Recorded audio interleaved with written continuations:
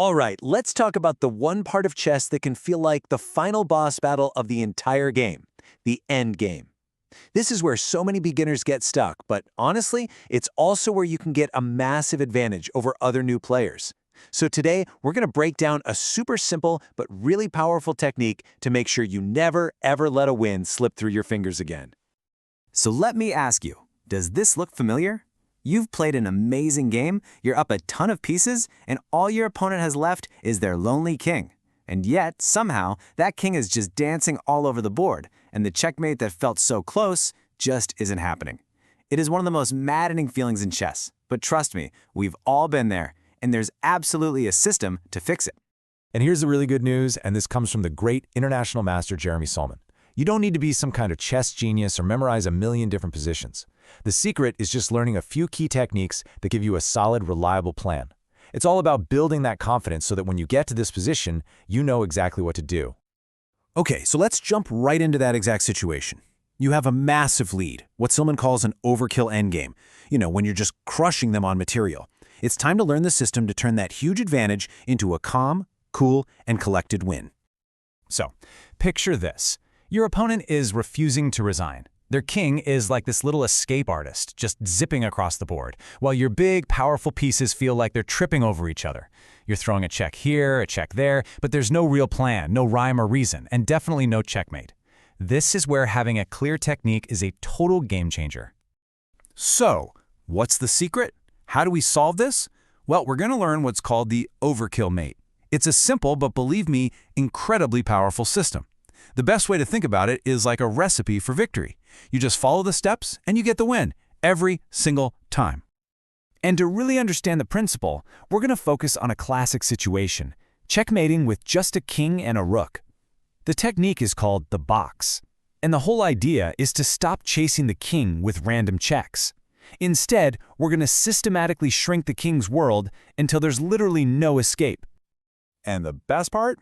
You're going to love this. It's just 3 easy steps. First, you create the box. Second, you tighten the box. And third, you deliver checkmate.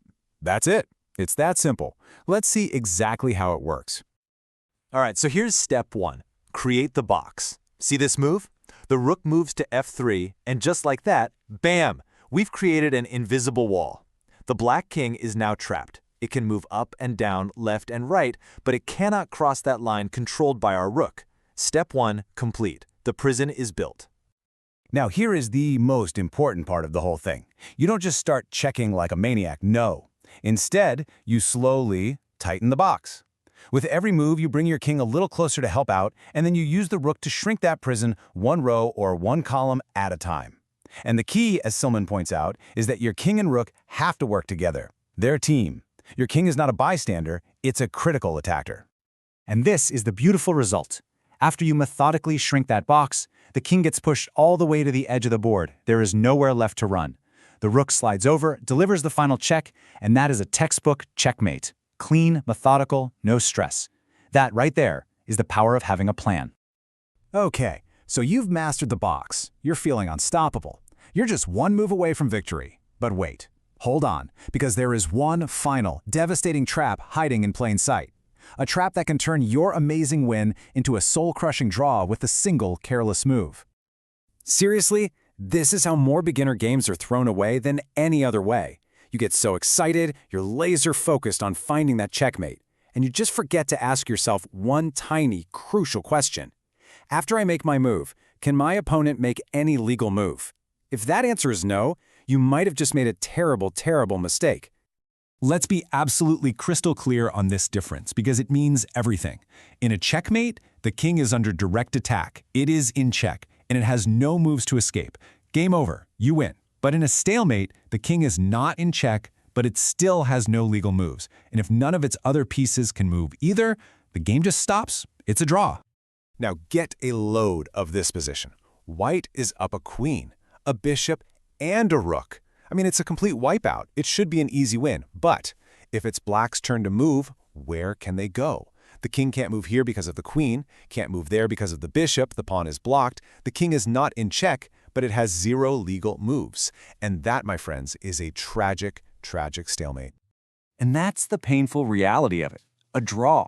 All of your hard work, that brilliant game you played, it all just vanishes into thin air.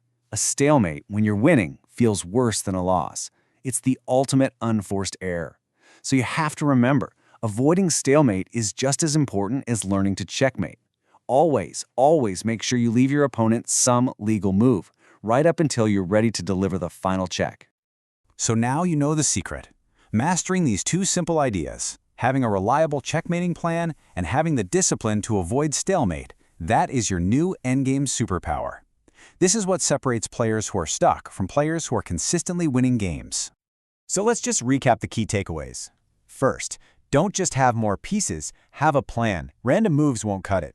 Second, use the box. It is your foolproof method for a guaranteed checkmate with a king and rook. Third, and maybe most important, always ask yourself if your opponent has a legal move. That is your stalemate alarm. And finally, just remember, avoiding a draw you should have won is a massive skill. And that really is the crucial point here. You don't need to study complex grandmaster theory to start winning more cleanly. By just mastering these fundamental endgame skills, you are building a rock-solid foundation that is going to translate directly into more wins on the board and a whole lot more confidence.